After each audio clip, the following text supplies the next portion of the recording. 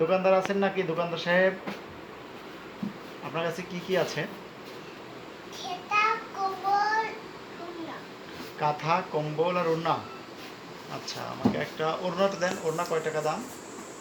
30 টাকা 30 টাকা। আচ্ছা, ওড়নাটা কেমন? ভিতরে ভালো ভেতরে ভালো বাইরে আছে? কালো আচ্ছা, বাইরে কালো? না বাইরে লাল ভিতরে খয়েরি ও, ভেতরে খয়েরি বাইরে লাল। ওড়নাটা কি ভালো হবে? কয়দিন কয়দিন থাকবে কয়দিন থাকবে? আচ্ছা, খেতেগুলোও 10 দিন থাকবে কাঁথাগুলো কেমন? আপনার কাঁথাগুলো কি ভালো? কিন্তু এই কাঠগুলোর দাম 30 টাকা 30 টাকা, কাঁথাও 30 টাকা। হুম তো একটা কাঁথা দেন আমাকে। না কাঠা 30 টাকা না 20 টাকা 20 টাকা। আচ্ছা, আর কাঁথা এটা হলো 30 টাকা এটা 30 আর টাকা। এটা হলো 20 টাকা কোনটা কেমন কাঁথা একটু দেখাবেন?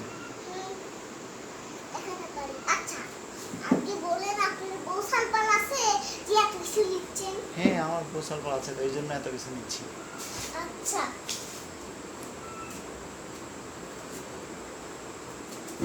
আচ্ছা, এটা তো সুন্দর কথা। এটা দিয়ে এটা কয় টাকা দিবেন? 10 টাকা 10 টাকা। কিন্তু আচ্ছা, দামটা একটু বাড়িয়ে দামটা একটু বাড়াই দিতে হবে। কত, 50 টাকা দিব? হ্যাঁ কিন্তু এটার দাম একটু 1 লাখের ভিতরে 1 লাখ? একটা 50 টাকা আর একটা 1 লাখ টাকা হয়ে গেল, বেশি কেন এত?